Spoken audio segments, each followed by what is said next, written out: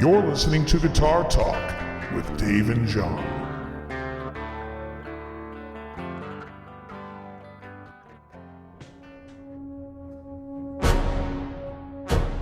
Okay, welcome back, everybody, to Guitar Talk. I'm Dave. This is number 60.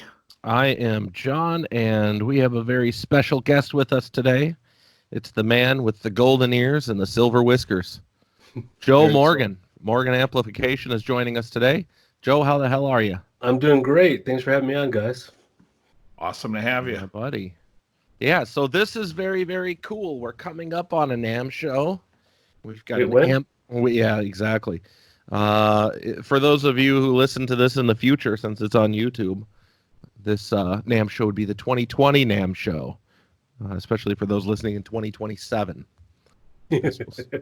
Oddly enough, still listening. Those scrolling down to the bottom of the HTML website. This is how forward-thinking we are, folks. We are imagining that you're in the future listening to this. This is posthumous for Joe Morgan. He, is no longer with us, but he's speaking from the grave. So, Joe, you make amplifiers. How did that start? All right to business, huh? Yeah, I lost a bet. I started building amplifiers. Man, my story's a long and sordid one, but it started in Minneapolis, Minnesota, playing hardcore punk rock in the early 80s. I was in a band called Final Conflict, and we were on Husker Du's record label. And Bob Mould, for those out there listening, a big Bob Mould fan. Bob Mould is cool as shit. I like Bob quite a bit. And then, but at that time, there were a lot of really cool bands coming out of Minneapolis, like Prince and The Replacements, and those guys were friends. And then a band called Soul Asylum, which was their real name was Loud Fast Rules, but Warner made them change their name. And Huskers, and it was just a cool scene. You know, we got a chance to play with all kinds of different acts that would come through town. So everybody from like a Minor Threat and a Bad Brains and a Jodie Foster's Army to, some of the, your bigger bands. But it was a fun time. It was a cool time.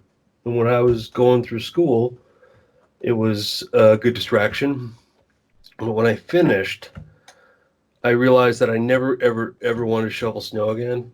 So I got a job as an electrical engineer in California at a place called Rockwell International on the GPS satellite program. So I worked with the engineering team that we developed the first generation GPS satellites.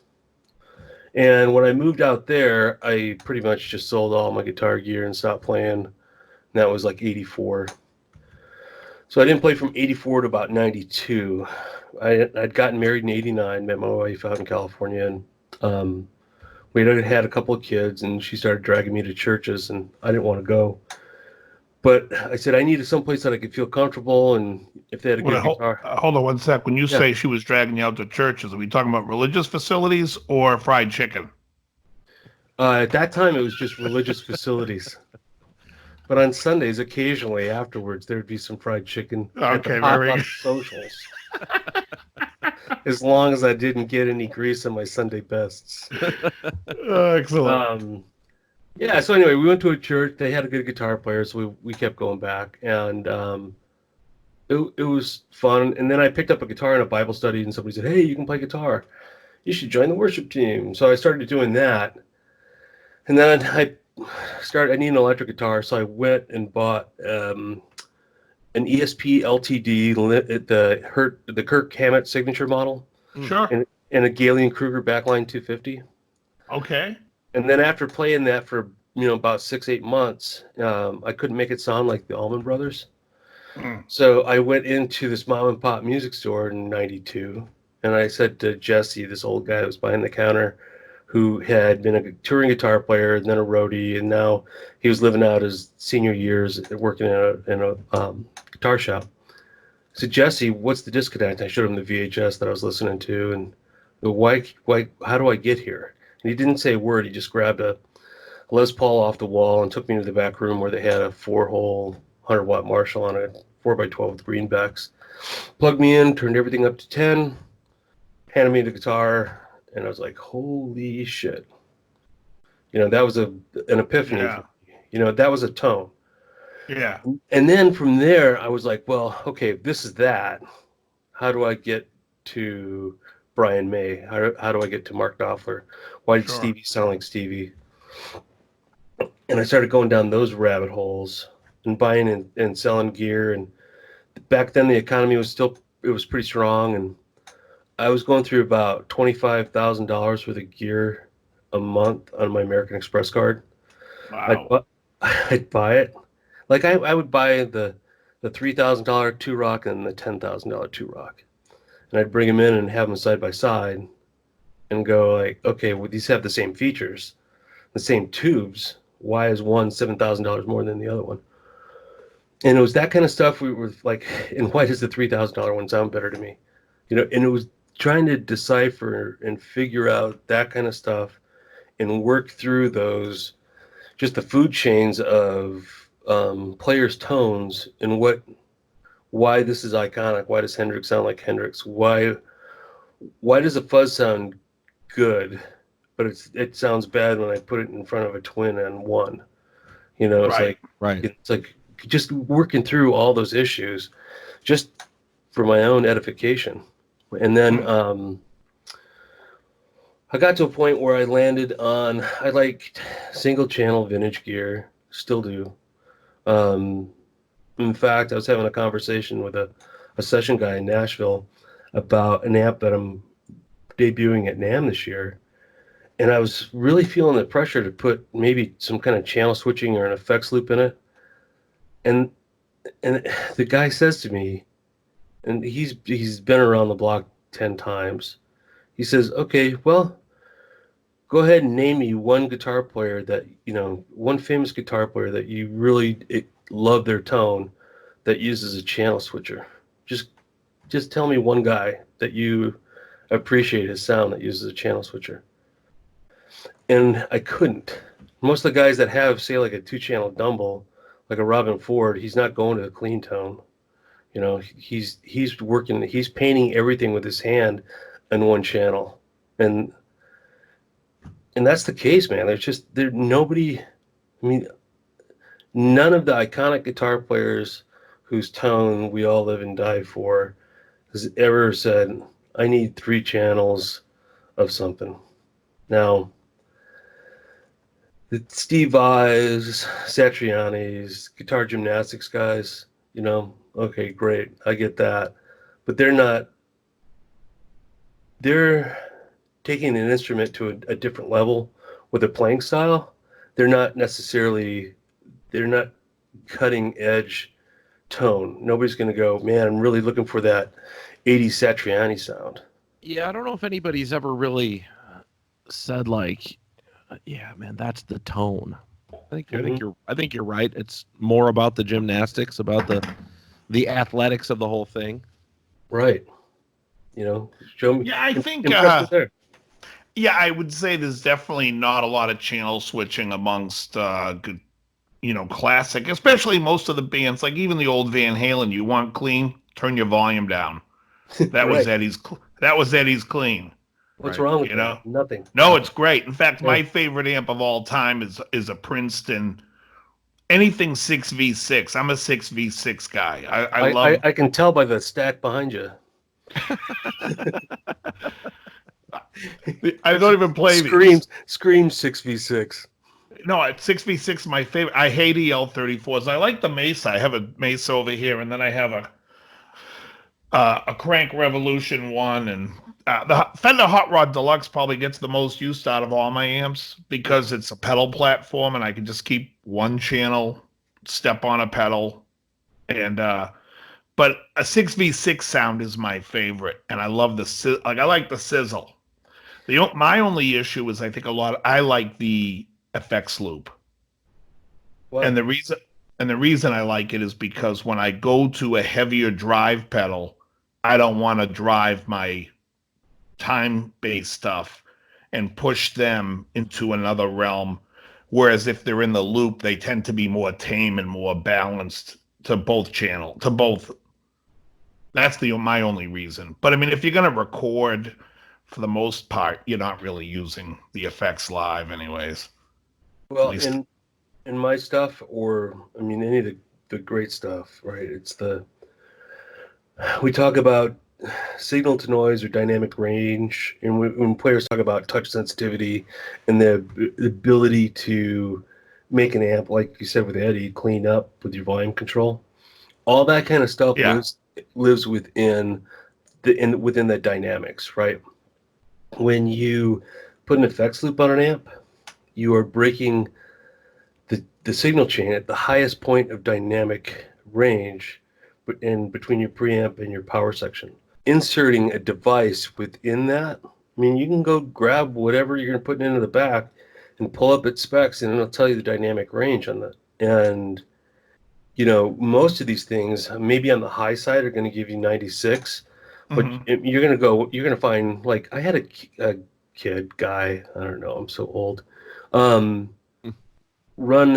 just had to have it, put it in there. And it was one of my older, 3800 higher gain AC30 style amps. And what he did is he put a micro amp in the loop. And he says, when I step on it, it sounds like it's getting quieter. And I tried to explain to him it is. Because that micro amp is boosting a certain set of frequencies and you're killing the dynamic range. So you're taking 120 dB of bandwidth and you're cutting it down to 60. So yeah, it's going to get quieter. That's the wrong way to use that. But I mean, that's an extreme example of that. Sure. But if you're going to run a D to A converter in there, you may as well just never touch your volume control on your guitar again. It's just, you're just ruined. You're just killing it. You're just absolutely killing it. And then to illustrate that point, name somebody who uses more effects than anybody on the planet. Somebody like the Edge. The Edge, yeah. Yeah, and what's he running? He's running an AC30 and a Tweed Deluxe. Neither one of those amplifiers has effects loops. He's got some of the greatest overdriven tones, delay tones. I mean, he's a tone smith, but he's using a real touch-sensitive platform like a Tweed Deluxe or an AC30, and he's feeding everything through the front end. So what Tweed Deluxe is he using? Like a 57 Tweed Deluxe? We're talking about a 5E3 circuit? Yeah. In fact, the Fender makes a custom version of his, but I'm pretty sure he's using real ones. He's got a couple of bucks. A few dollars. What's the current map on that Fender Edge signature model? Well, let's look, shall we? I'm gonna just put the wager out there. I'm going $3,600. I'll go 39, only because I think that's what all the Claptons went for. $23.99. Oh, all right. It's more in the ballpark. That it's more reasonable than I would have thought. Yeah, for sure. We often have this conversation on here when it comes to, a company like that making a signature model that high is all. I don't know. It's amazing. Fender's just out of their minds. The disparity between a limited model and a not limited model is always like, dude. Anyway. Mm-hmm. Right. Yeah. Sometimes it makes you wonder. Now, you get a guy like a Joe Morgan, for example, who makes all of his amps by hand, all point-to-point circuitry. And you don't see that same sort of disparity from the base model to, something more limited. You're getting a feature set that's constituting your price difference. Go figure. Yeah, and and part of that too is it's math. I mean, it's the whole infrastructure thing, right? So I'm small potatoes, and I represent a less than a fraction of 1% of the overall amplifiers that are going to be sold globally, and I'm one of the more successful boutique amp companies. My cost, whenever I spend $1, it ends up costing the customer $4. Right. And that's just because manufacturing overhead, dealer profits, shipping, like all that stuff. By the time somebody's going to buy it on the sales floor, it's going to be $4 more than the $1 I spent. So and that's a hard reality. But when you look at a Vox, a Marshall, a Fender, what's happening now is in their mass-produced models that are going to make up the lion's share of their stuff, they have to sell that at a times 10 component. So every dollar that they spend is going to cost the customer 10. And so the issue with that is you start doing, a $2,000 AC30 with two blues in it and a combo. You have to be able to make that thing for $2,000 or $200. So then you have to go to China, and it no longer becomes what sounds best, but it becomes how can we get this cheap enough so that we can sell it at retail at a price where consumers will still buy it.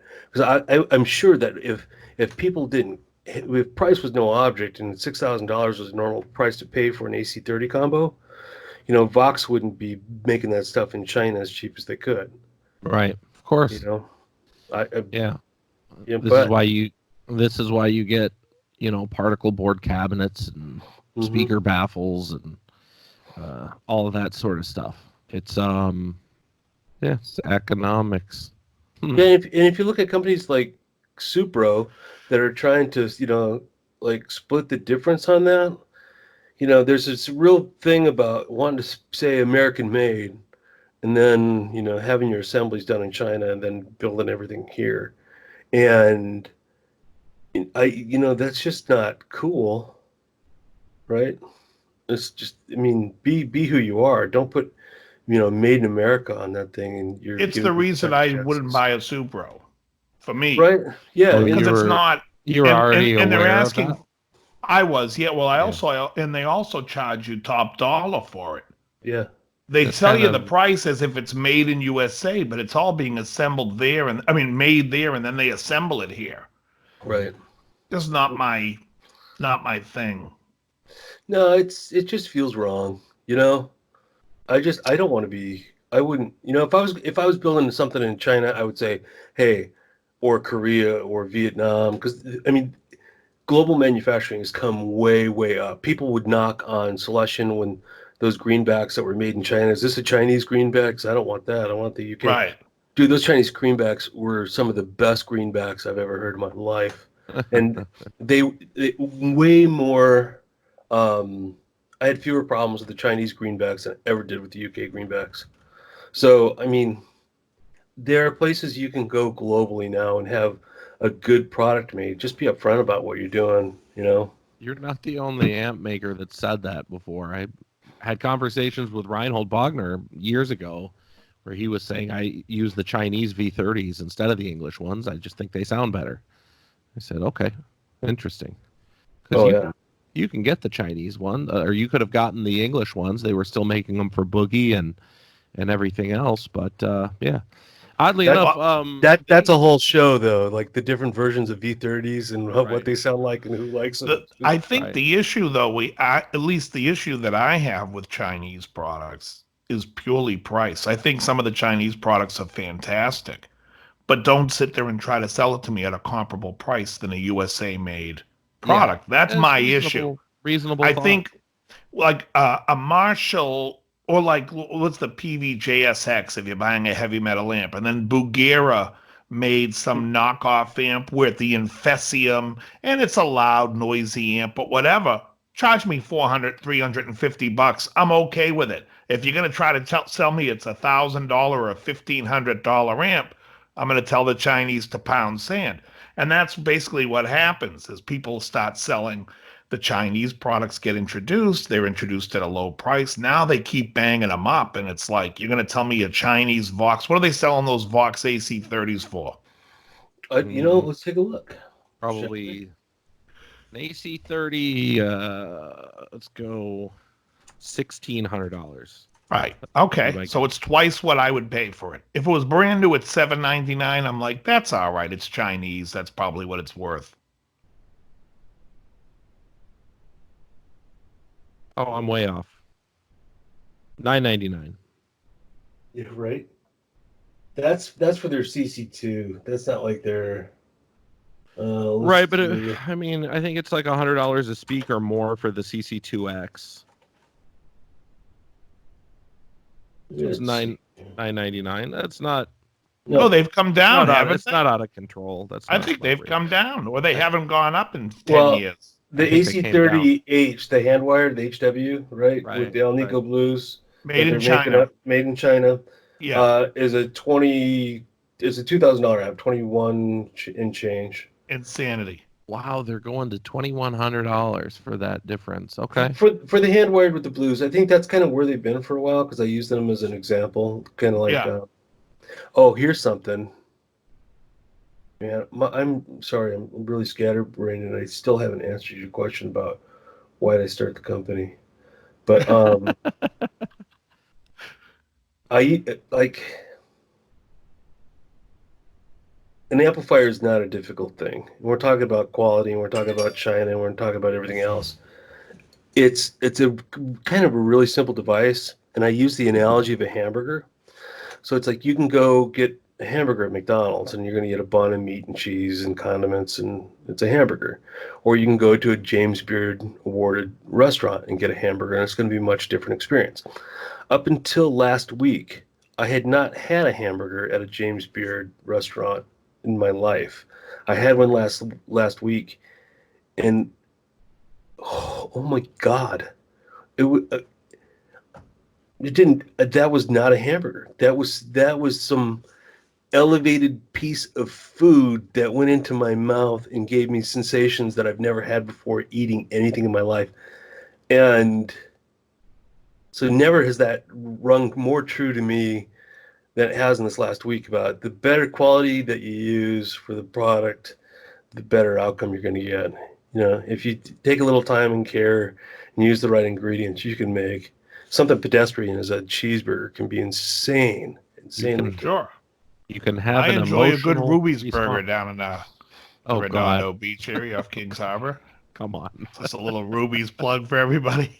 Oh, man. Shooby Dooby down to Ruby's? Isn't that the... Exactly. That might be this their guy whole knows his Ruby's. There's no fooling him. Ruby's is fantastic. So, are there amp makers that James you hear Beard and Ruby's are still a little different? There's a guy named James who has a beard making your burger at Ruby's. Exactly. I have a feeling his name is Jaime. Except it's James, but he goes by Diego. That's my stage name. But are there amp makers when you see their stuff, you're like, that guy makes great stuff, this guy doesn't, this guy's good, this guy's not, I like what this guy thinks? Oh, absolutely. I think, Dr. Z is one of those guys that he makes an affordable, top quality product that he's not giving you a bunch of frills, but he's giving you a workhorse, something that I think he and I have similar mentality. We're trying to do it. We're trying to give the player the best tools that they can use to create, the music that they want to create, and doing it in a way where we're not necessarily compromising a whole lot of stuff. Sure. Outside that, Nick Greer, I think I like his stuff quite a bit. He makes that little super tiny amplifier, Greer amps? the little Greer like half watt. Yeah, thing. It was he a pedal guy cool. too? Yeah, his pedals are, those are his bread and butter. I've played a couple of things from him, and they were both very entertaining. He's got a fuzz, an octave fuzz that I'm dying to. I keep, I only remember it when I see him at Summer NAMM. Next time I see him, I'm just going to buy the things. Not that I play guitar anymore, but I like to have pedals on my pedal board. Yeah. I'll tell you, have you tried the Kingtone, the Duelist, the Jesse Davy pedal? You know what? You're probably the fourth person that says that to me. I bought it, and it's the only pedal where I watched the demos and I got such gas for the pedal, and then when I got the pedal, I'm like, it's as good, if not better, than I thought it was going to be. That is cool, because rarely does the pedal live up to the hype. Never. It Doesn't never. translate. And this thing, it's like unbelievable. It's so perfect. All right. Let's go down that rabbit hole. I gotta get one. What's the most disappointed you've been with a product after seeing the demo and then actually putting one in your hands. You're gonna laugh when I tell you. Ooh. The OCD. Oh, which version? Actually the last version, the 2.1. Does it even matter? It's like when you have to bring up that, it's like there are 9 variations of something. It's like the Mesa Mark III, was it, with the stripes and the Yeah. It's just nonsense. The pedal sounds like absolute ass. The OCD is horrible. Every time I hear somebody play it, I'm like, oh, that's interesting. And then I put it in my rig again, and I'm like, and that is not interesting. I have one on my board.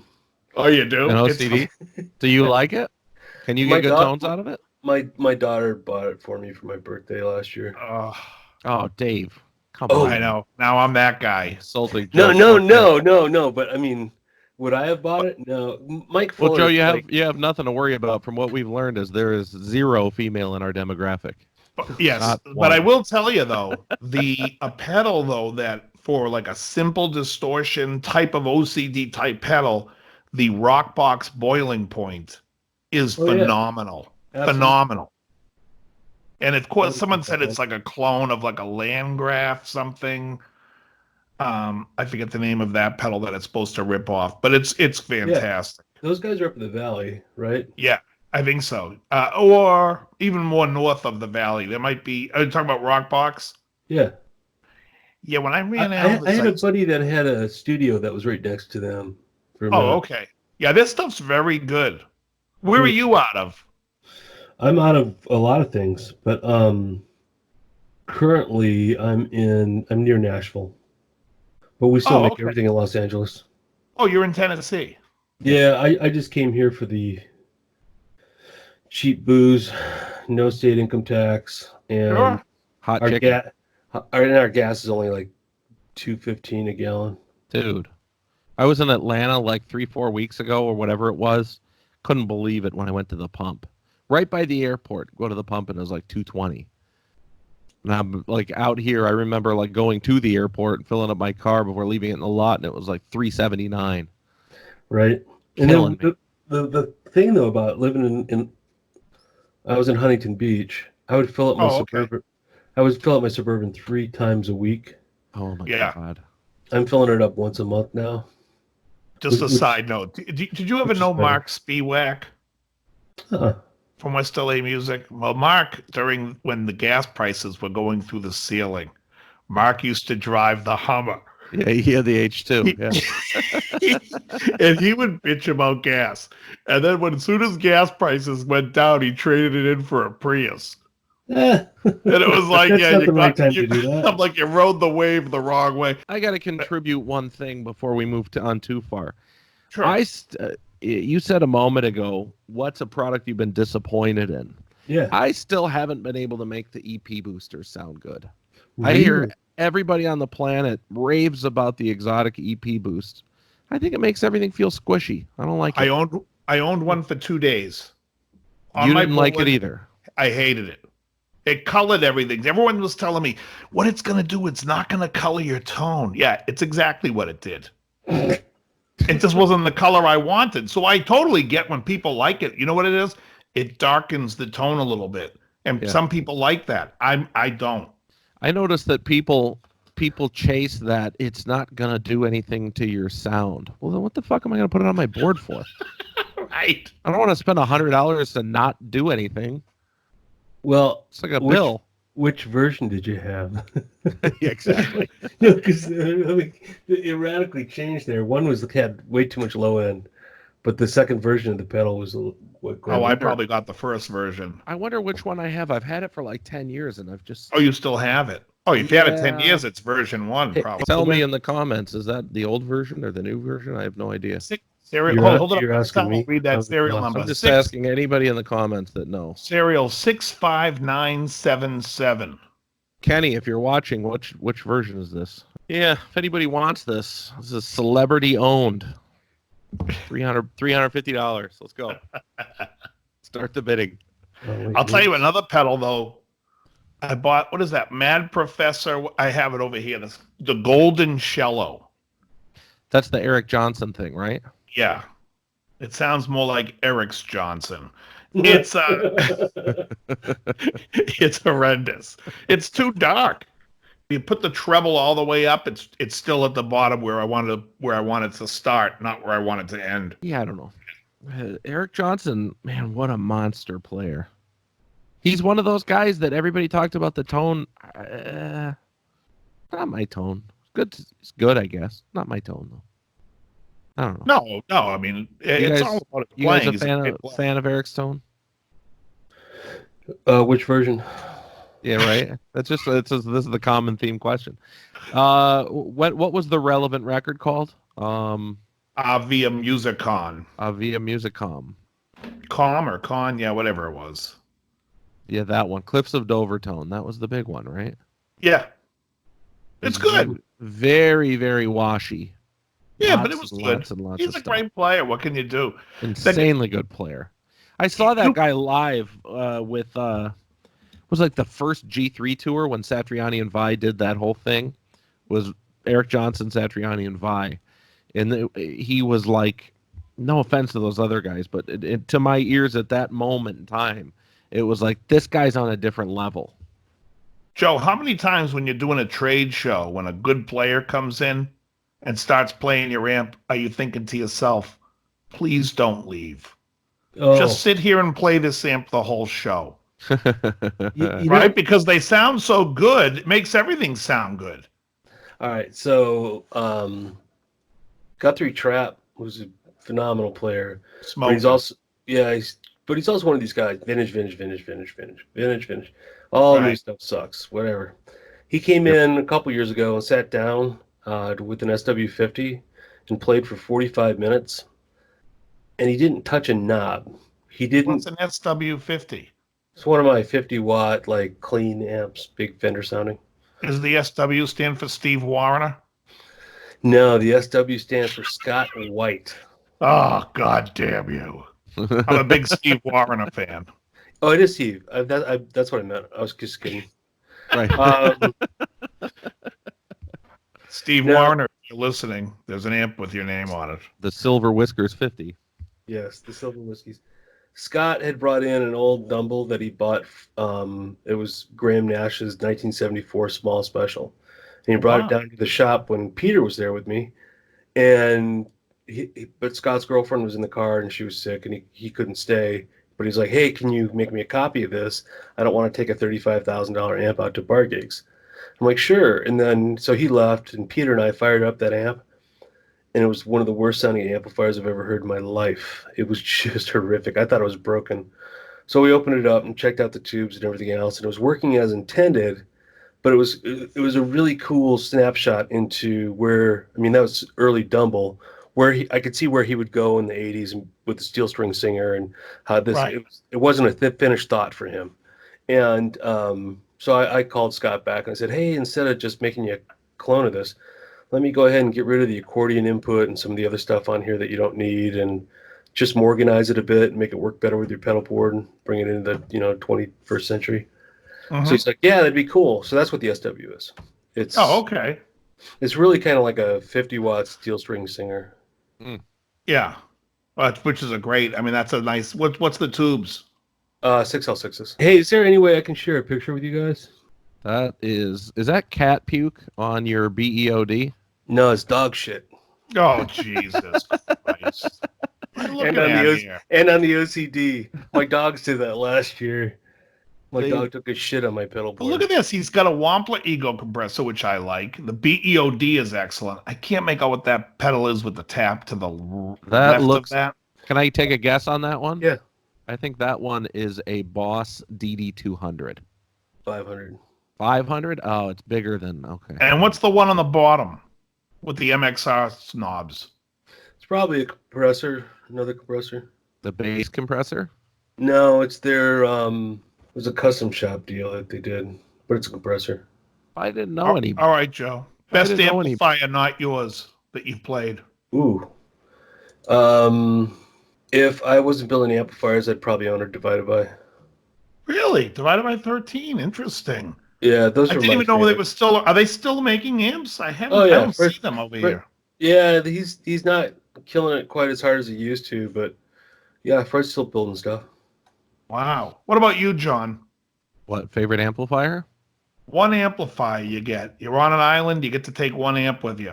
Well, I mean, I've got my Shirley, but I have an I didn't see it on your cabinet today. No, I used it at my gig last night, but I have an AC40 Deluxe in my office. Adds And effects in a stereo. that, yeah, exactly. Does that island have electricity? Yes. No, If the, it did, what kind of Dirty headphones Shirley would be Dirty Shirley Hempful oh, Jesus. from What's Happening. You know, Joe's got some amps that, like, when I play them, they elicit an emotional response. Something I also refer to as a tone boner. Really? I think I'm sure I mentioned it on the show. Like, I brought home an MVP 23, which is like base model. I'm going to call it base model Joe. Mm-hmm. And it's nuts. You play it, and it's like, I think I described it to you before, is like, it's the feeling of playing with reverb on until you stop the strings and the note decay stops and you don't have reverb. And you're just like, how does this thing have so much like content while you're playing? And then you stop and you're like, oh my God. And it was kind of the same range. Dude. And it was the kind of the same thing when I played that AC40. I took the 40 over Chris, my other guitar player, Chris's house, and he played it for a while. And we were both just sitting there like 13-year-olds, like sitting on the floor playing guitar. Like, you know, this is insanity. There's something about those amps that is like just... it's stupid.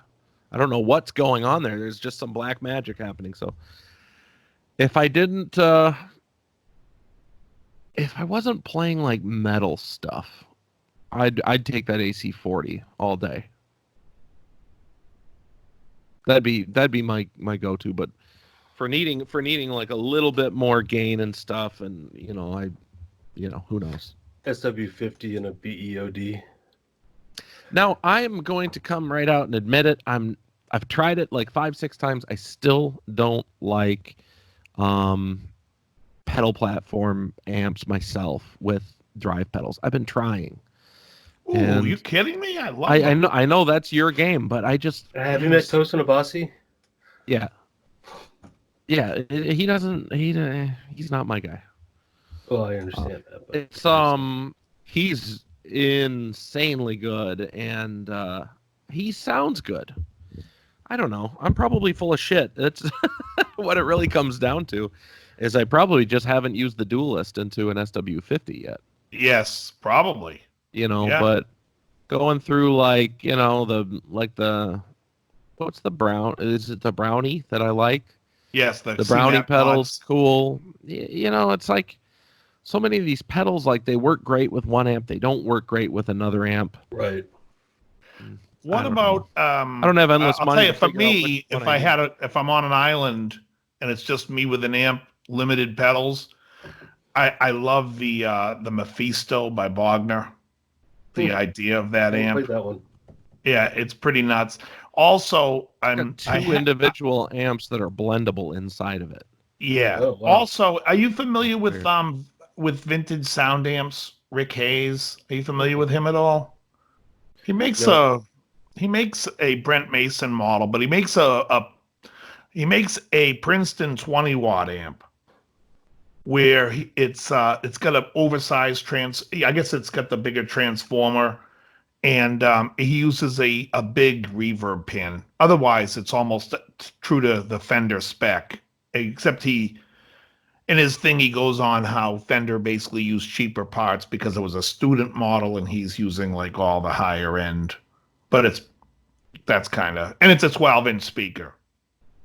And my PR12 is basically, all right, so Princeton Reverb, in its stock form, when people would have me modify their amplifiers for them, there's a couple of things. One, there's an extra power supply node that's not used in the amp, but Leo put it in anyway. I don't know if he just took that design from something else and never used it, or if it was there in the originals, but it stayed in across the board, and it kind of sucks the power down a little bit.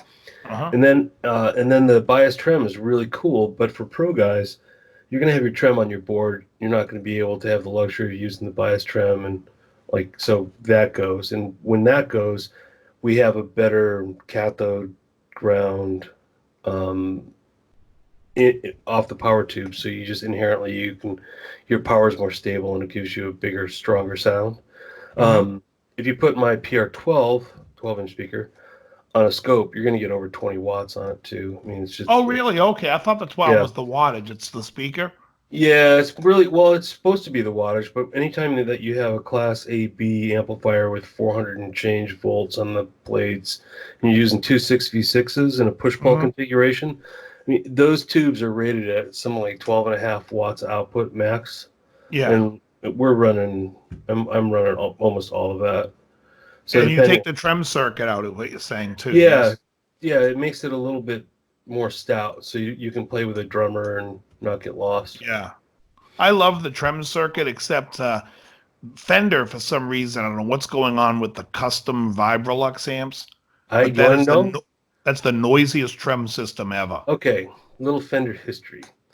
So Fender, Leo doing his thing, right? And I've heard from old guys that were at the shop where Leo he didn't play guitar. Yeah. He would tune the guitar. So he'd be working on the amplifiers and he'd have a guitar laying on his bench out of tune, and he'd just be strumming this thing while he was working on the amplifiers and drove everybody in the entire factory crazy. But so CBS becomes into the picture. They buy Fender. Fender takes it back over. Employees take it back over in the 80s, and at that time, Paul Rivera, they bring Paul in, and Yep. that's where you get those concerts and everything else, that kind of stuff. Sure. And that kind of wrote itself out into the 90s. And in the 90s, Fender hired a guy named Bruce Zinke to kind of revamp the amp line, and that's where you get the Tone Master and the Tone King and the um, you know the Vibrolux Customs. Now, Right. Oh, Sonic. ProSonic, Pro tip, all the outputs are out of phase on those. Hmm. Just to anyway. One of the things that, and Bruce is now doing he did his own Zinke amps for a minute. Now he's the one that's overseeing the PRS, right? Supro. Oh, Supro. Oh, you're right. My Supro. Okay. So Bruce doesn't like negative feedback. What negative feedback is when we have a circuit. I mean, like with these tube amplifiers, and you're talking about total harmonic distortion and amps running away from each other, and you brought up the noisy thing. One of the ways that we can quiet down an amp or make it less noisy or more stable is we take a little bit of the output coming off the speaker, and we feed it back in out of phase into the amp, and we just do a small amount, and think of it like a wave crashing back in on itself. So we're doing it at such a low level, it's going to, like, all of the smaller, higher frequency waves are going to be affected higher than like the lower frequency waves. So we get rid of a lot of that hiss and the noise and the oscillation that happens at the top end. Bruce doesn't like the way that sounds. So like an AC30, most of your, Class A amplifiers, but it's not really Class A, but that's a different conversation. Most of those amplifiers that we call Class A don't have negative feedback on them. They're cathode biased. We run those tubes as hard as we can all the time. If we do that in a push-pull configuration fixed amp, you have to be really careful that you're not introducing a lot of noise into that. Otherwise, you'll end up with what you have in the custom Vibrolux. A Vibrolux should always have negative feedback on it. Removing that from that circuit just made that amplifier. You can't get it up to 2 without it being too gainy. Oh, it's a mess. It is. I had a guy. I was running West LA Music, and Jeff Greenberg called me up, and he was like, "I'm sending some kid over. They got signed. They're doing a record.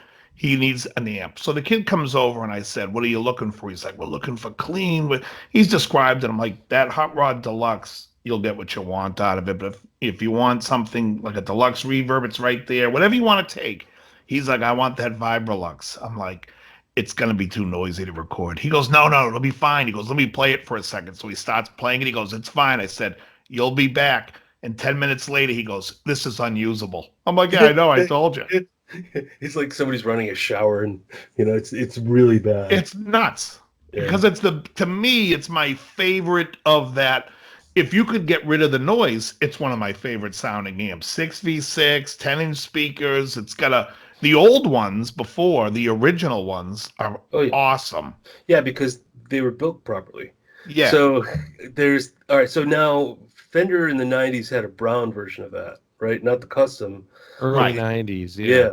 That one has negative feedback in it. That one's regular, but those custom Vibrolux, those black things were not good. So how tough is it? One hold on, for the people out there that don't know the amp that are maybe looking for it, the brown one is very obviously brown. It's like a brown face Fender, brown Tolex, brown grill cloth. The custom Vibrolux, you'll be able to easily identify it. It's got a black and silver faceplate. It says custom Vibrolux on it, but it also has the cream knobs. The cream knobs are a dead giveaway for that amp. So let me ask you this question. I go out, I have that amp, custom Vibrolux. How tough is it for me to take it to a guy to fix that sound? Okay. Put a negative feedback loop in it? Yeah, I'm just wondering what kind of job is it? Is it a $100 job? Is it a $500? Are they taking the amp apart because they got to figure it out, or? A couple of things. One, it depends on the guy. Like, do you have a reputable, amp guy that you would trust? Oh, I don't even know. I'm asking for the show. Reputation. For somebody like me, there are a few other tweaks that I would correct that Bruce did to the amp. I'd probably charge somebody $300 to do that. Oh, okay. So it's not horrible if somebody picked up a used one and they find it noisy. Yeah, the only horrible thing is you have to modify the circuit board to accept a negative feedback loop. So if it was a point-to-point amp, it would be I do it for $100. Right. But because I have to remove every fucking knob on that thing to get at it and work on it, it's just not working. Good to know. But I also I'm in Nashville, and there should be a ton of amplifier repair guys here, and Todd Sharp is one, and his Todd Sharp amps. I don't really care for the aesthetic of them, what they sound like. Yeah. And they're ridiculously expensive. But he knows what he's doing. His guys, for the most part, know what they're doing. But outside of that, in Nashville, I don't know another guy. All righty. Hey, Joe, can we touch on the upcoming NAMM show a little bit? The 2020 show. Again, for you listening in 2027, this is not relevant. Do you? So you're going to be at the show. It might be relevant. It might be exactly. We might be having the same conversation in 7 years. Yeah, exactly. You'll be at the show though. You'll be showing Morgan. We've got a new amp coming out, as you said earlier. Folks are gonna have to wait to see and hear what that is. But do you have any artists or anybody that you've got demoing amps or anything like that? Anything planned? I brought somebody last year. This year I'm coming in streamlined. We're gonna do that. The YouTube thing on Tuesday. I'm going to have a little bit more of a focused pedalboard setup for people to come in and maybe run stereo rig, maybe, so they can run some pedals into the front of it so people can honestly see what we're talking about when we talk about clean pedal platforms. Like in years past, I've had my board in there, but it's been in bits and pieces and it hasn't been necessarily real focus. So this year, as opposed to having a demo artist come in and do it, I want players to come in and experience it themselves.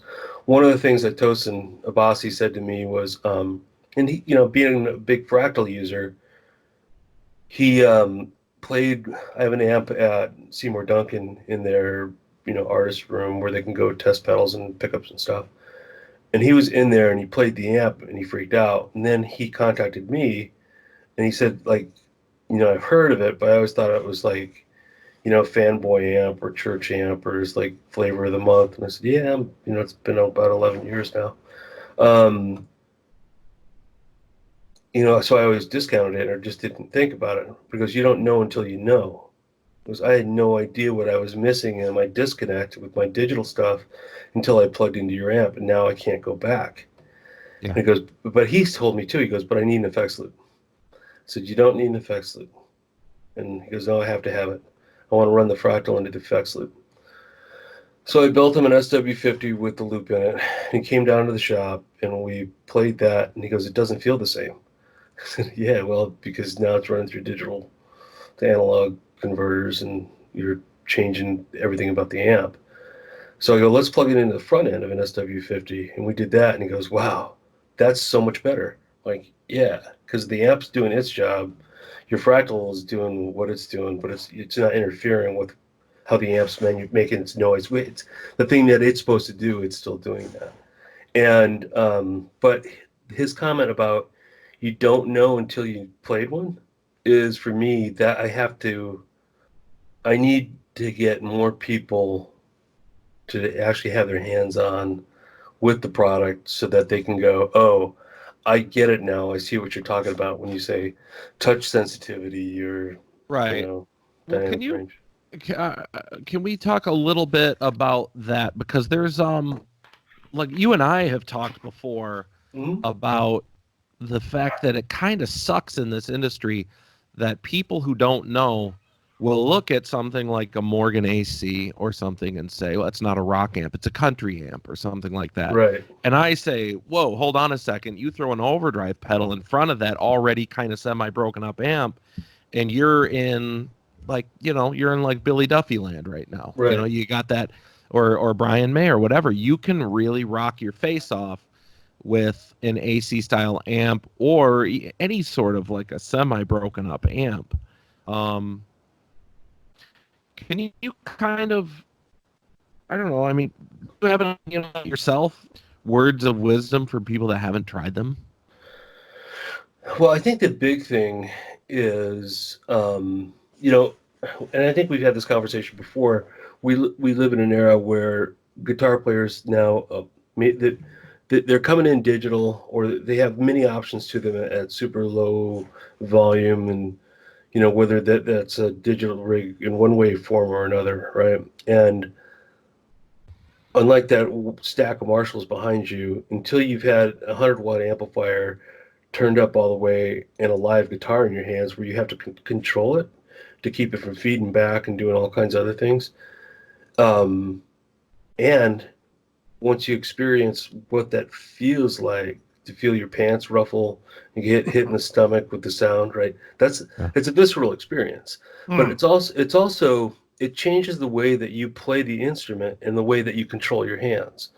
So within that, where was I going, man? I'm all over the map.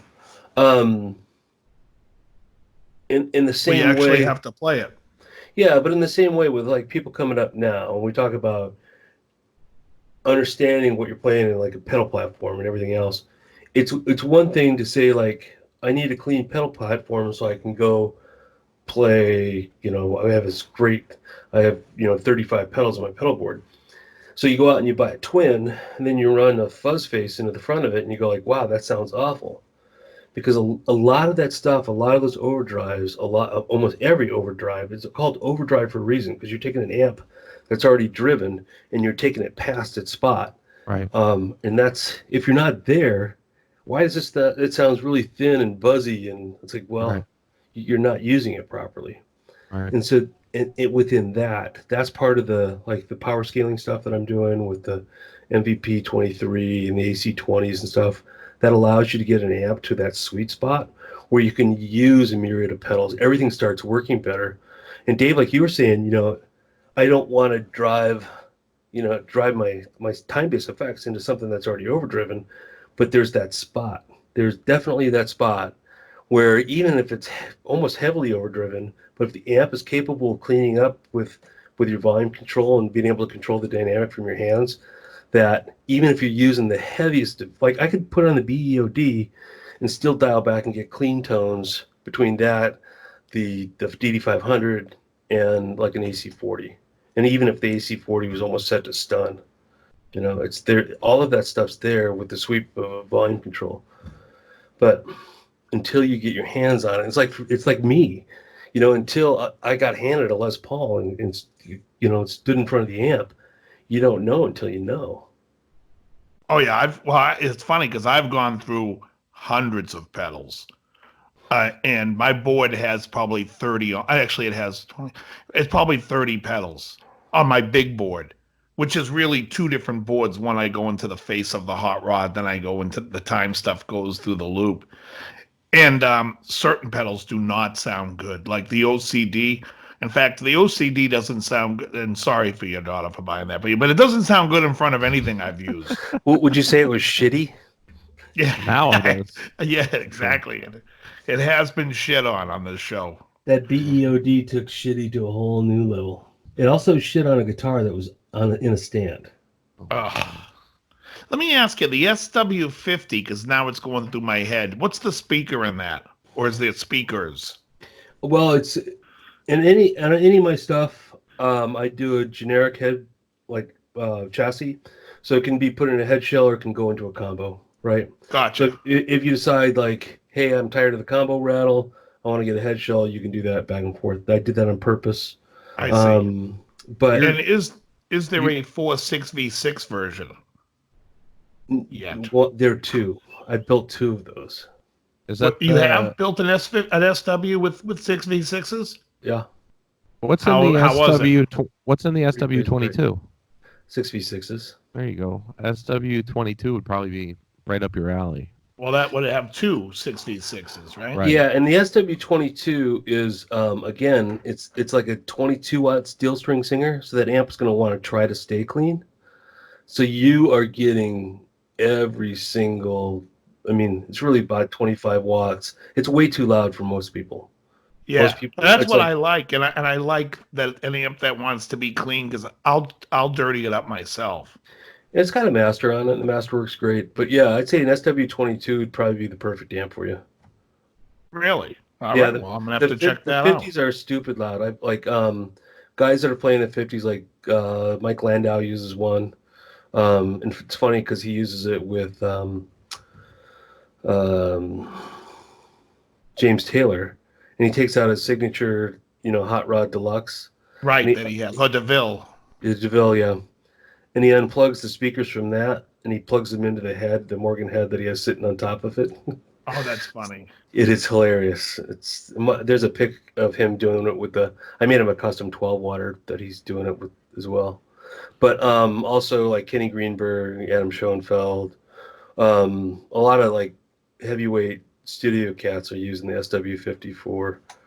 And those guys are doing like everything coming out of Nashville now. So what are you using speaker-wise in the combo? Is that the Creamback 75s? Yes, G12H 75. I'm not real fond of the M. I know Friedman likes that quite a bit. That's definitely a very, very English-sounding speaker, I think. The Mid-forward. The M65, yeah, it's real MIDI. The what does the H sound like? I don't think I've played one personally. Well, they made it for forever. The H was the original 30 hertz, 30-watt cone that, like, in the mid-70s, all the basket weave Marshalls had that speaker in it. So then Celestion bought that speaker back as a G12H30, right? Because there's that H cone. And then it's a 30-watt speaker. So it's like, it's not, you have a 25 and you have a 30. So basically all they did with the M and the H is they made a 65-watt greenback and a 75-watt G12H. So the same voicing on the same speakers that have been around in Marshall cabs from the 60s and 70s. Right, just the higher headroom, or Yeah, higher Joe, power handling, I should say. Are you of the mind, like, what's Blankenship's first name? Roy. Of Roy Blankenship, that there really hasn't been like a revolutionary new amp design since '65.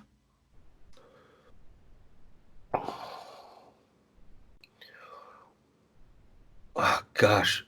Okay, so revolutionary, like, yeah. You're thinking Well, about. I mean, everything's kind of always based on a circuit. You know what I mean? And then people modify those circuits. But like, I mean, even Leo's stuff, a lot of that stuff, each amp was based off the last. And the first, what was the 55 Bassman, whatever that was, like the 59 was based off that, which of course later Marshall based their amps off that.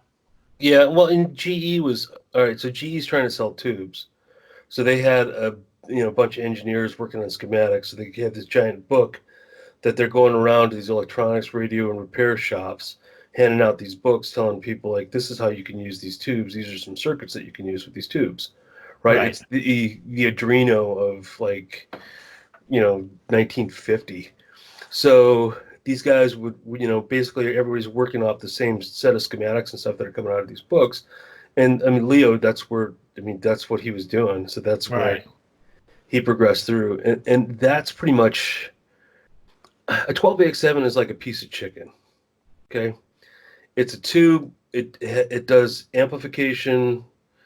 It's got 2 elements in it. And every amp that you have in your arsenal has probably got a bunch of 12AX7s, and 12AX7 is a 12AX7 is a 12AX7. Right. But what makes a Marshall, a Vox, a Fender, revolutionary new design, right, is kind of what we have to do with the back end, because there's really only so much you can do with a 12AX7. Now, if you want to go to esoteric tubes that are hard to find or not in production anymore, nobody's really pushing the tube envelope to try to find new and exciting ways to create gain through vacuum tube technology. That stuff is, 65 probably died there, and we've been milking it along since with, manufacturing facilities and areas where they don't really worry about the mercury count and things. So anytime you're manufacturing something where they won't do it in Tijuana, it's caustic. If they won't manufacture it in Mexico, you've got an issue. And that's what tubes are. They're just that, and they're ungodly expensive to do. Nobody's going to get into that game. So, to answer your question, revolutionary new designs, I think revolutionary in the way that we're looking at amplification now, in the sense of your Kempers, your fractals, all the digital stuff, things like an aux, things that... Oh, sure. I meant like in tube amps. In tube amps, no. I mean, we're all dealing with the same 52, cards in the deck. Right. So you can only shuffle them up, a certain number of ways. I think innovation comes out of necessity, where, we're like, you go, Clapton, Who, Hendrix, louder, louder, louder, right? And then we got to a spot now where it's like, we have better front of house, we have better monitor situations, we have a better, right? So now everything's like, we're scaling back the other way. It's quieter. But even though it's funny when you think about like what you just said, the Who, Hendrix, even that was a sham, because I can listen to Who records and I'm like, I can hear stuff where I'm like, oh, he's directing to the board. There's not even an amp on this song. He's right into like, you listen to Who Are You? That guitar's right in the board. That's not an amplifier. But the difference between a live show and...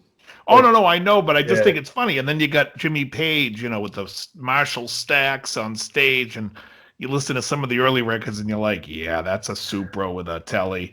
Yeah. It's nothing it's a don't mind the man behind the curtain, right? Well, and the funny thing is, all right, so we went from using giant stacks on stage and using a Supra on a telly in the studio to using a Supra on a telly on stage. And like pulling out 50 watts, through an aux, where like, but everything comes around. But the way that we, it's like with my power scaling, it's a way that you can adapt to the current situation, whatever your issues or problems or whatever obstacle you're trying to get over as a guitar player. How we can facilitate that. So your power scaling is different from a master volume. Your power scaling kind of what does it do? It does it actually varies down the voltage going into the power tubes.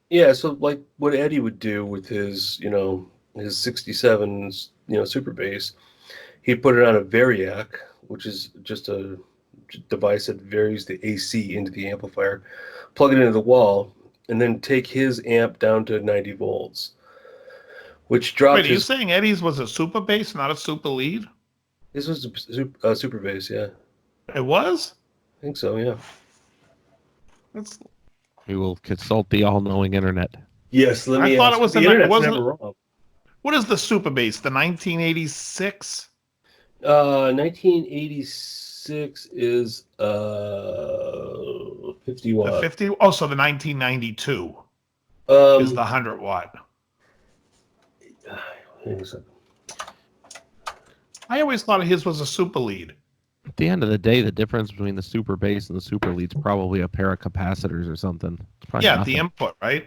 Yeah. It's something at the input, I thought. It's If it was modded, who knows? on the first gain stage of the amplifier. Instead of having a .002 coming off of the input, it's the coupling cap that feeds from the first gain stage. I think it's a .02, and then in the back, in the phase inverter, it depends on which super bass it was. Some of them were .1s, some of them were .047s.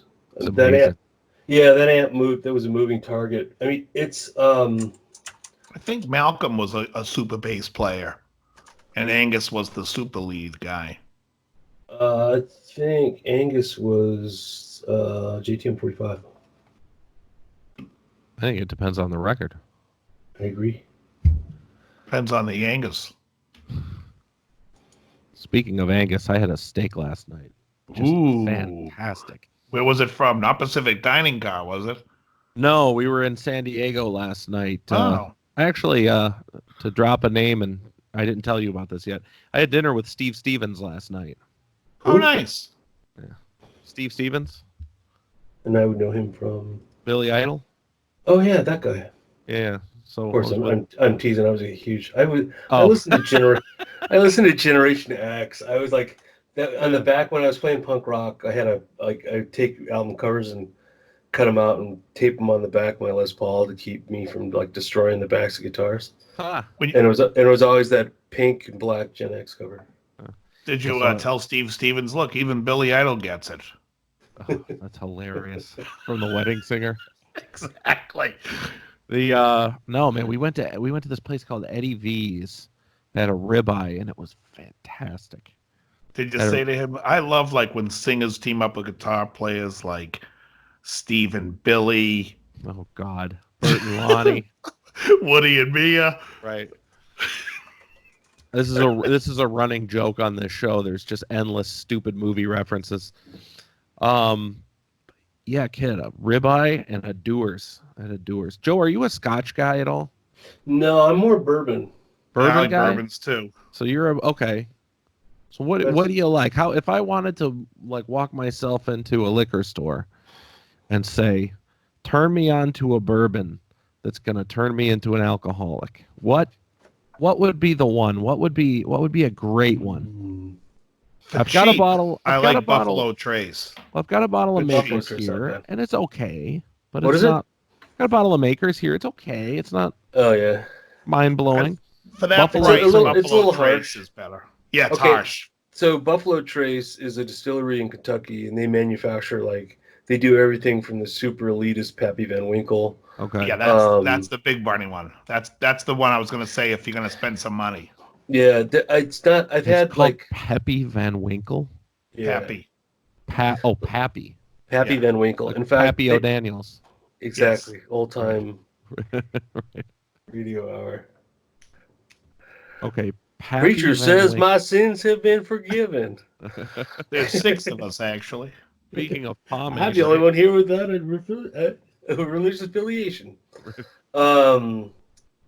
So Pappy Van Winkle is okay. So they have a 23-year version that if you can find it, it's going to run you anywhere between $2,500 and $5,000 a bottle.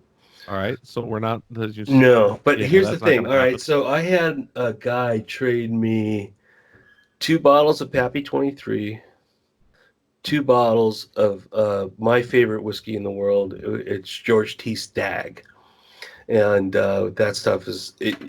You can buy it if you could go to the store when they have it on release.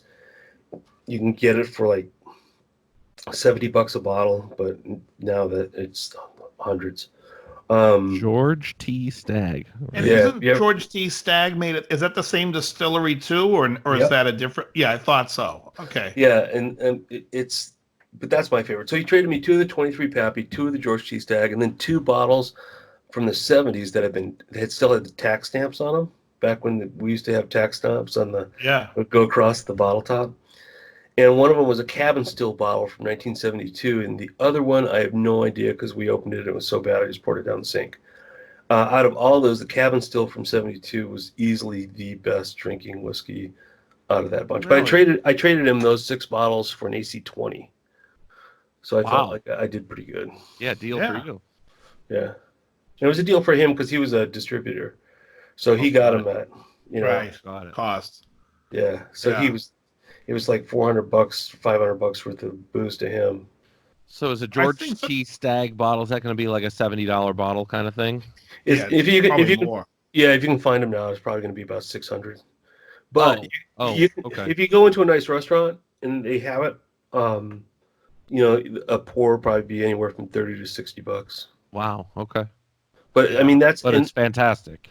yeah. But again, bourbon is an odd animal because you can get drinkable bourbons that are anywhere from 80 to 100 proof. Like your Maker's is probably an 86 or something. And Maker's just is a little harsh. It's just a little young. It's just like there's nothing really special about it. Maker's 46 is much better. I would say do Blanton's. Blanton's is kind of a funny little round bottle with a horse on top. Yeah, Blanton's is okay. Yeah, you can get that fairly inexpensive. I'd say Basil Hayden's is also another one. All right, heard of that. Yeah, and those are readily available. If you want to go cheap and delicious and easy, then I would do Bullet Rye. Not the regular whiskey, but the rye. And the rye will end up being more like, it'll have a little more flavor in it, like more like a Scotch would. Interesting. All right. Rye whiskey. All right, I got a couple of the Punch Brothers. DL, what was the one that you suggested again? I like Buffalo Trace in the cheap area. To me, it's like you want to spend under $30, you can get a bottle of Buffalo Trace. I like it better than the Makers and those low end bottles. I would agree with that. I think it's a step above. It's more like what I would say a $50 bottle of bourbon would taste like for a cheaper price. That and a cheap cigar and you're all set. Get yourself a nice El Rey del Mundo Flor de la Neza. You're all right. As long as they're not rolled by Dominicans. Get yourself a nice evil robot amplifier. Just kidding. Bedrock. Well, let's see. How many have disappeared? We have Evil Robot has disappeared. They were off the map. They might still be making them, but they didn't tell anybody that they were still making them. So everybody's disappeared. No, there's a lot that has, though. You know what's pretty good? 65 is gone. 65 is gone. Joe, have you heard of Red Plate? Oh, yeah. Are they still going? Yeah. They're going. I know Henry. I like Henry. And there's another guy down in your area, North Carolina area. What's his name? He's got the big hair. He does a lot of country guy stuff. No. I'm trying to think of his name now. I'm blanking on the name of the amps. He does not Swart, is it? No, he does what's his name? We mentioned him earlier, the blues jazz guitar player there. Robin Ford's amp. What the hell's the guy's name? I don't know. You got me there. Blanking on his amps. He's gonna. Oh, it's so bad. All right. So to answer your first question, yes, I got to a point where I couldn't get what I wanted from the vintage world without feeling like I didn't want to take a early '60s AC30 and schlep it around to my church gigs. This is the legitimate first question. The first question really of the is. show. He's not even kidding. Good Lord. So, and I tried the boutique stuff, but it felt to me like nobody's ever heard of vintage AC30 because they weren't building that sound. So I built something for myself, and then I was fixing a head for somebody in Orange County because I was getting referred. I had a good job. I wasn't trying to fix amps on the side or anything, but I was trying to take care of musicians just because most of them don't have any money, and it's just my passion. So he came in with a hand-wired AC30, and those early hand wires, all of the wiring was 300-volt wiring. There's a lot more than 300 volts in certain sections there, so it was melting. And while I was fixing that and replacing some of the crap that they had put in there, he played through this little prototype that I had. And he goes, "Man, this is great. I want to buy it." I'm like, "Well, okay, I'll make you one." And then after that, somebody said, "Oh, you should start an amp company." I said, "I don't want to start an amp company. There are too many amp companies. There's no reason to do this. But if I was gonna, I would want the cabinet maker from Divided by 13, because those are the best sounding cabinets I've ever heard in my life." And fast forward a couple of months, my daughter was selling a drum kit that she no longer played to finance her first iPhone. And the guy that came over to the drum kit walked in my garage and saw the amp parts, and he said, "Oh, you make amps? I build all the cabinets for Divided by 13." Oh, that's hilarious. And so serendipity. I was like, "All right, I'll take a run at this, and we'll see what happens." It's been a wild ride. See, I like that story. I feel like every other boutique amp manufacturer has the same story. You mean every amp builder tells this story? My daughter was selling her drum kit. The guy that came to buy it built the cabinets for Divided by 13. I haven't heard that one yet. No, I thought that's what you were saying. Every story was that. No, that'd be excellent. Such that a would cliche. be hilarious, right? Oh, Jim Marshall, Pete Townsend's bugging him to build amps, but he wasn't going to build it unless the guy who made Divided by 13's cabinets were going to. You're not going to believe who walked in to buy his daughter a drum kit. The rest was that a Joe? That was a Joe. Hey, it Walsh. sounds like a lot of these guitar amp guys are around drum sets, right? Jim Marshall, right? He had a drum shop. Well, guitar players generally are not handy, right? They're handsy. You need exactly. You need a drummer, because drummers are known for their aptitude. Hey, let me ask you this, Joe. 5 albums. Your top 5 albums of all time. Wow. Okay. Man. Kid A by Radiohead. I'm gonna go with Wait, what was the first one? Kid A from Radiohead. Oh, Kid A, Radiohead. Okay, Dave, the one with Dave Karma just, Police. He just That can't Karma believe Police that on you that said No, Radiohead. that was after that. It's like it was the album. Oh, it's the one between that one and Pablo Honey. It's after OK Computer. What happened was OK Computer blew up so big, and then everybody there's a great documentary about it called "You Are Target Market," but they blew up, and then all these people were coming to shows, and they were getting all these interviews and like all this love that they felt like they didn't deserve. Yeah, and it was freaking them out. So then the Kid A was kind of the response album to what happened. And which one had High and Dry? I think that's the Benz. Oh, the Benz. Okay, yeah. Okay. Sorry, go on. I want to hear more.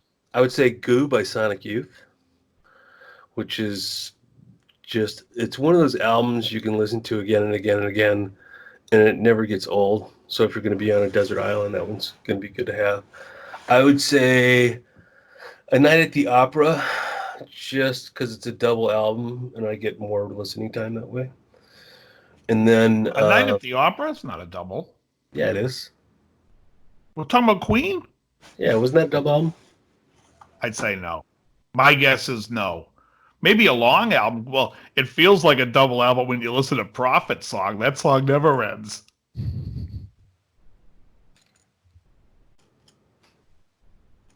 My guess would be that album's probably like 45 minutes. Oh, you know what? I have a Oh, you have like limited edition, yeah. That's what it is. Because I'm looking at it and I'm like, oh, it isn't. It's just that. Great album Why though. do I have Is White Man on that album? Or no, that's on the album after. What's it? Prophet Song. What's the Death on Two Legs opens that album, if I have to think. And then I'm in Love with My Car. 39 is on that album. Death on Two Legs, man. All right, and then so then probably Sgt. Pepper's, because that was the first record I ever dropped a needle on. Wow. Okay. When I was 5, and I think that opening guitar sound kind of shaped the rest of my life. Really? I'd probably do Texas Flood. Really? From 83, huh? Is that what it's 83? 84? Somewhere. Yeah, somewhere around there. Yeah. Yeah, because that was. Because it's funny, because it's very different than John's list. John's list would contain all of Dawkins' albums. and Murray. Karen Carpenter. Snowbird by Murray. Eddie Now you're Murray. getting into my list. What is on Eddie your Murray? Go, Dave. Oh, my list. 24/7 Spy. I would say Physical Graffiti by Led Zeppelin. Oh, I love that record. Yeah, and literally, I mean, the first album I like on it, but the second one, starting from In the Light down to Sick Again, that's some magical stuff. I would say the Blue Nile Hats, which is a band right here. Its posters right here. I see that. I can barely make it out. I thought it said the Blue Whale. No, the Blue Nile. Yeah, you know great what? album. Okay, and then I would put in all the Pixies records. Really? Mm-hmm. Here comes your man. Do do do do do do. Oh, really? I seen Frank Black live a couple of years back.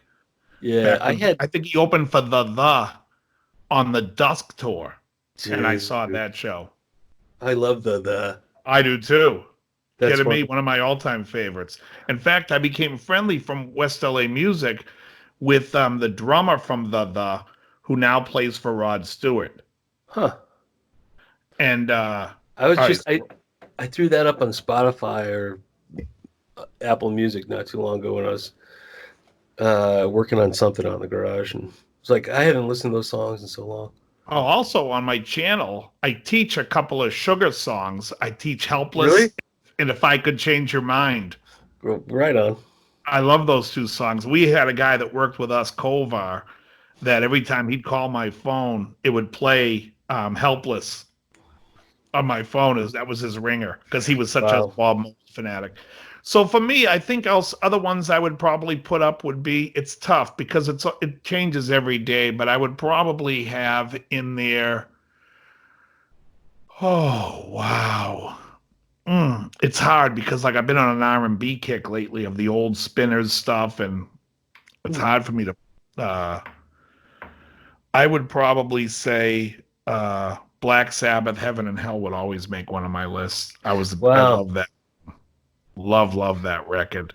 Not your typical Black Sabbath album. No. And maybe The Cure, Disintegration. Really? I would never have gotten that ever. I would have never guessed that record for you. Oh, really? Yeah. I was also a huge Smiths fan. Now the Smiths, I would know them from. I'm teasing. It's just Johnny Marr and that whole How Soon Is Now thing, right? How Soon Is Now with This Charming Man, the guitar on that is, it's monstrous. I love all that stuff. And I also thought going on that list, because I'm obviously here influenced, but I was very much into Violator by Depeche Mode at that time, which was 1990, which was another great record of like, it transcends the fact that it was like electronica and dance. It was still a heavy record. Well, so not so much Depeche Mode, but more Nine Inch Nails. Oh yeah, so, like what Trent's doing now with all the freaking soundtrack stuff is kick ass. There's a band called Scraping Fetus Off the Wheel. It's this cat named Jim Thirlwell. It's like name sounds familiar. Thirlwell. All through the 80s, it's a single guy doing. Like without him, there's no Nine Inch Nails. It's if you listen to it now, it's still oddly timeless. I thought Nine Inch Nails was also very derivative of Alan Jorgensen's thing, Ministry. Your first Ministry record I bought. I wanted to tell you. I love that album. Work for love. Land of Rape and Honey comes out, and I'm like, oh, my wife will like this. Oh, right. No. You ran out of life. You ran out of life. Right? I'm chewing on glass. Yeah, you're like, oh, this is great. Like, wow, that's a band going from, changing its persona from one record to another. I can't think of a bigger jump than that. And he comes out and says he hated that first record with Sympathy. And I love that. Every song on it's fantastic. Revenge is a great song. It's like a dark pop album. It's just a different band. It's just a different totally. I like the Land of Rape and Honey. What else was on it besides Stigmata? I can hear.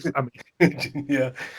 I mean, the whole thing was just a sonic assault. I mean, But I hear Stigmata, and it also reminds me of that first The song. Um, I'm standing in the corner of an overgrowing garden, covering my body with leaves. Right? yeah, I've been waiting for tomorrow all my life. yes. Fucking love it, man. That stuff's killer.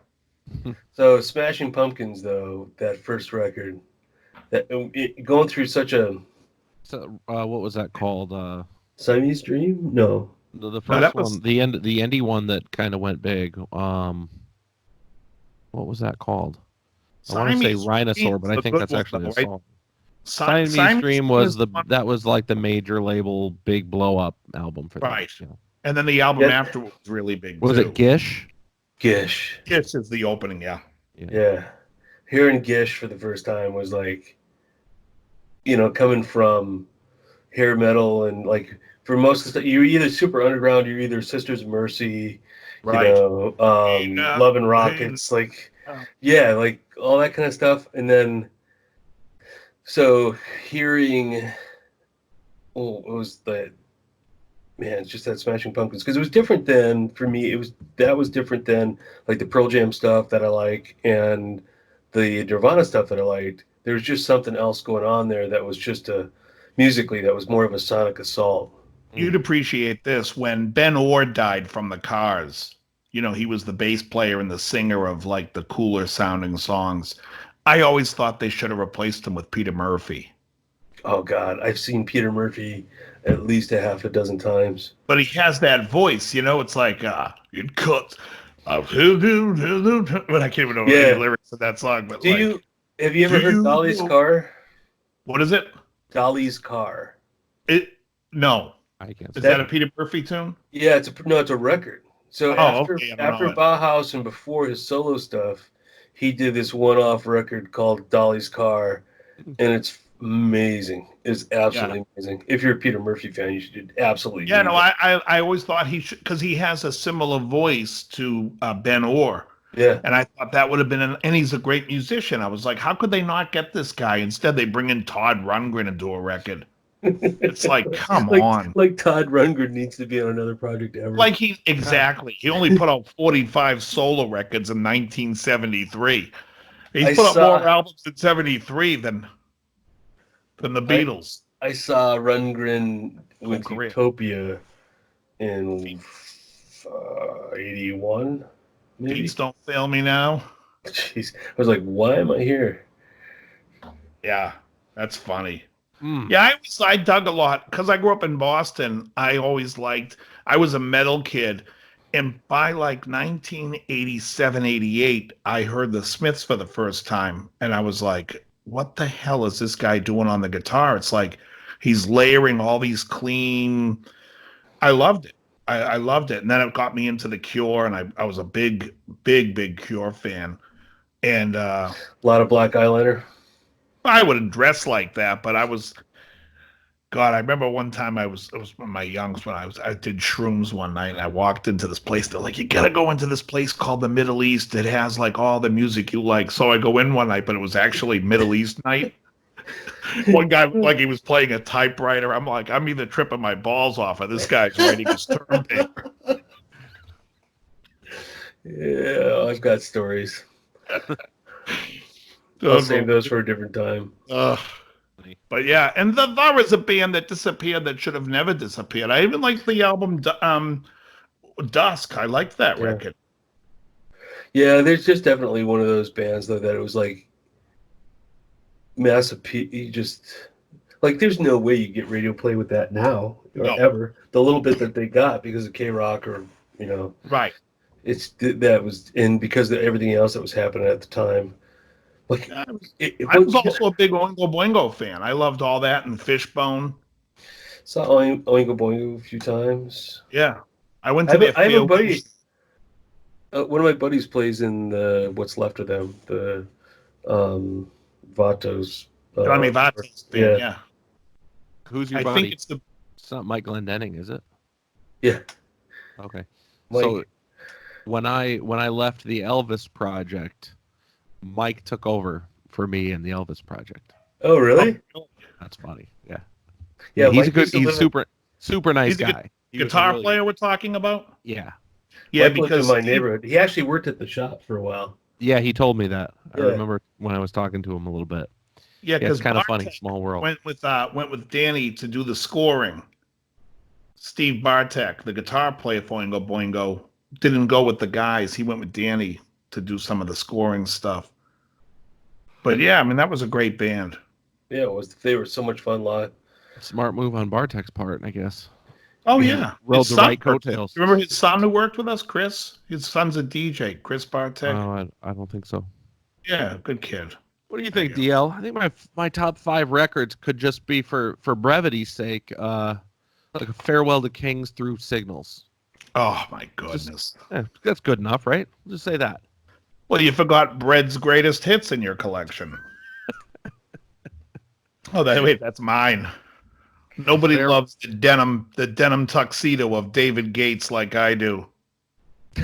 Wow, best of. Was there anything other than the best of Bread? Was that like their first record? They never put out albums. They had one album. It's called The Best of Bread. Yeah, That's how I get away with saying I don't have any. I remember That would be a fantastic kind of trope to do. Just drop that in there. That's my first record. What do you want to call it? The best of. It really would be great. Guy was like, "What do you mean it's the best? I've been playing for 30 years. These 10 songs are the 10 best I've ever did. It's the best of." Right. These songs can be played at junior high school, parties for. I'm lost without your love. Oh, they were great. They were great. There's a great episode of, and you might remember this because you're older than I am, just by a few years. I like how you rub that in. Hardy Boys. There was the Hardy Boys episode when Bread was playing in Russia, and there was a missing speaker that cost $50, and they needed to get the State Department involved, which then brought in. Right. I don't remember that at all. The fact that you have such detail on it, though, scares me a little bit. That's the comedy of it. Don't get into Such a power AM Gold episode. with this guy. It's Oh, if you were a fan of AM Gold growing up, this is your guy. I don't even know what AM Gold is. it's the songs that you were forced to listen to by your parents when you were a kid. It's like Seals and Oh no, you mean like "Who Loves You, Pretty Baby" by Frankie Valli and the Four Seasons? what a fantastic song that is.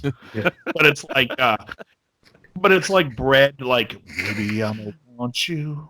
Summer Breeze by Seals and Crofts. Makes you feel fine. Right. Oh, it's just fantastic. AM Gold is some of the best stuff. All right, so I remember listening to that. All right, so we was born in Texas, and then we moved to Nebraska for a year, and then Seals and Crofts was from Texas. we moved to Minnesota. But by the time I was, I don't know, Jaws came out in 75, so I was 11. 70, Yeah. That's right? Yeah.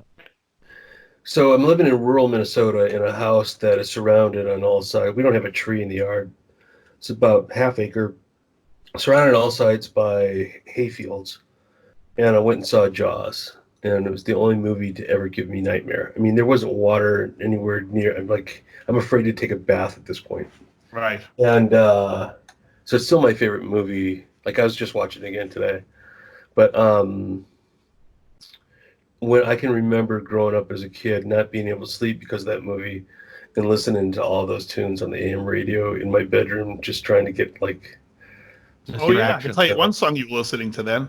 Hello, yeah, it's been a while. Oh, yeah. Not England, Dan, and John Ford Coley, legends of AM Gold. Wow. Legends. Yeah. I love all that stuff. Going down that Even- road. How about Rainy Forget Night Joe. in Georgia? Remember that song? No. How does it go? Come on, you know Rainy Night. I just wanted to hear you sing it. Rains are falling. The guy's voice gets like he's carrying his balls in a wheelbarrow. He's like, because it starts off normally. It's like hovering by my suitcase, looking for a place to spend the night. And then he goes to the deep. Heavy rain are falling. It's like, Jesus, my taints when I hear that. It's like, How did you get there? Well, that's where he started. Yeah. so I'll tell you what's funny though. Is one night, it was actually when John and I were roommates. I'm watching. I was a big special on Soul Train. and I'm half asleep, and they're talking You to a strike guy. me as a Soul Train kind of guy. I love it. And I'm watching it, and I'm half asleep, only because of rerun. And I'm watching it, and I'm like, wait a second. Why is Cuba Gooding Jr. singing for some band? And then as I look up, I'm like, oh, it's not. And then the guy introduced himself, and it was Cuba Gooding Sr. He was For the real? he was the lead singer of The Main Ingredient. Huh. Everybody plays the fool. Right. Sometimes, and when you hear his voice in the beginning now, every time I hear it, it sounds like Cuba Gooding Jr. when he's like, okay, so your heart's been broke. You sit around crying. You talk about dying. Oh, That's the wild. best. What are you playing with there, John? Is that a knife? It's a Are knife. you but okay there, buddy? Oh, I'm not. All this conversation about AM Gold. I'm just lightly dragging it across my forearm. I really don't cut Right. myself anymore, but I just kind of like the sensation of the knife. Yeah, I stopped cutting myself like shortly after I moved out from being a roommate with Dave. Exactly. No, you know what Dave turned me on to? Heroin? Yeah, exactly. Black tar heroin. Men's clothing. Men's clothing. Right. Cannon. Oh, the best. Do you remember Cannon Of growing course up? he does. Frank Not at all. Cannon? Oh, The, Yeah, you do. William the Conrad, the detective. Oh, the TV show. Yeah, the big fat private Hell detective. yeah. He had a Dude. gun range in his. He had a place on Sunset Boulevard with a gun range off his kitchen. He could shoot live ammunition in his apartment. It's In unbelievable. Los Angeles. I think that's still okay up there. Yeah. He always would- smoked a pipe, and he loved his drink. He was the best. Yeah, he really. man. We had a lot of those like Cannon. a lot of those weeknights where it would just be like a cigar and like a couple of buddies come over and it's just like cigars and watching like 70s cop shows. Yeah. Hilarious. There's Pretty one good- where remember he pretty good throws time, That's a I gotta good say. time. I would be down for that. Right. He threw a guy off a hill, and the guy was like a smaller guy. He throws him off the hill. It looked like Chief from One Flew Over the Cuckoo's Nest. By the time he was going down, he looked like he was 7 feet tall. And then he gets up and he's like this 5-foot guy. It's like, come on. Like they couldn't even afford like stuntmen that looked even remotely like the actors. The best show's body the doubles best. in the business. Yeah, Cannon. He was like a cannonball, right? He was just Yep. round and Yeah. just giant Yeah. round. And the first season was so Expert in good. everything. The first season they couldn't even afford music, so all they kept doing was slowing down the theme to the show. He'd be walking, like looking around, and you'd hear,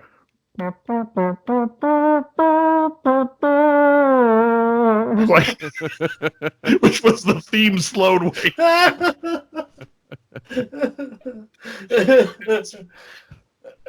He'd have his hands in his pockets, looking around. Frank Cannon. And meanwhile, he was a heavy guy. They couldn't hit him with a bullet. They could throw him, but he couldn't even open his eyes. He had blue eyes. He could open them in the sun. He couldn't miss. It's the greatest show of all time. Oh God. Fortunately, if you're on the East Coast, it's on at 3 a.m. on MeTV, but just too late. But for you, John, I think it's on at midnight. I can DVR it. There you go. I don't Yeah, it's know. on MeTV. Oh my God! I'm sure I can get it on demand somewhere. All righty, Joe. This has been fun. Worthwhile. We enjoyed Oh, having fun as hell for me. I really enjoyed it. So it gets weird. All right, everyone. That's about enough time we have for today's. We'll have Joe back on again for sure. It was a lot of fun. Joe, great having you here. Nice being here. I think I at least answered one question, and we Yes. rabbit holed a bunch of other ones. So If anybody, exactly. If Everything's anybody has any other questions, you can submit them in Email- writing. in triplicate. So let me We'll get ask them you this approved, and then question: we'll go through that. where list. can people find your stuff? What stores carry you? Any nationwide ones? I think Sweetwater's carries you. And Mitch Gallagher here. Today we're going to talk about Joe Morgan's amplifiers. How you Mitch is can a- sound like Jimmy Page. Mitch is awesome. So, yeah, Sweetwater, they've been really, really good for me. And then, I'm at mom and pops across the country, across the world, Tillman. Yeah. Do you have Greeks. for people that have questions about your amplifiers or anything like that, is there a general email address or anything that someone can get a hold the of you? easiest way to get a hold of me is John@boutique. Oh, I see what you did there. J-O-N.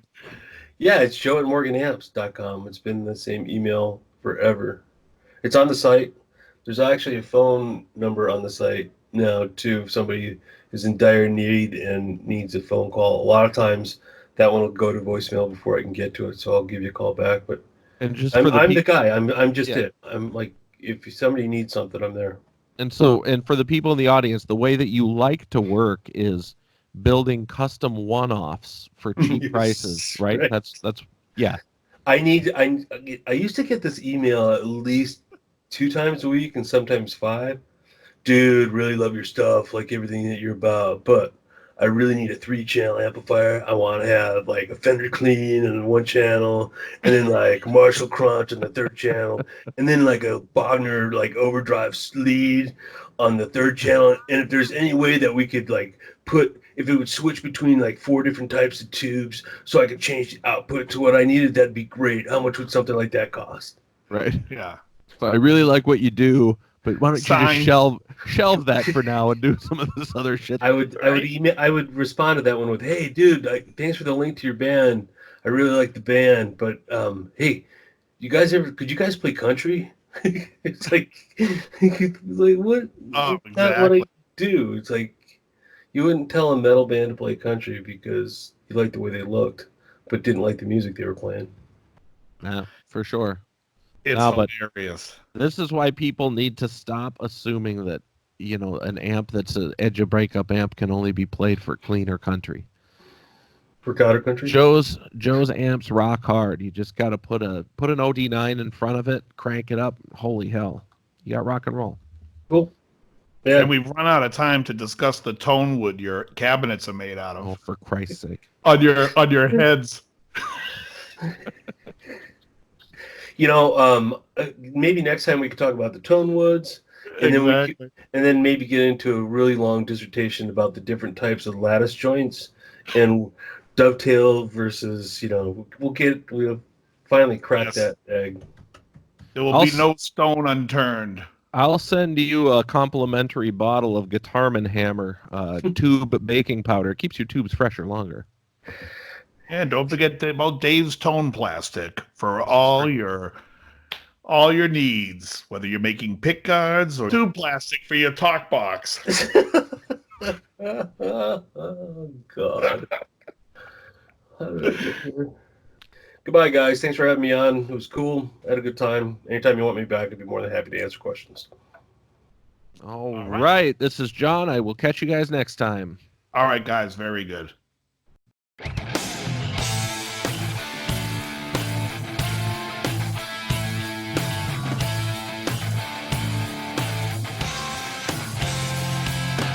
You're listening to Guitar Talk with Dave and John.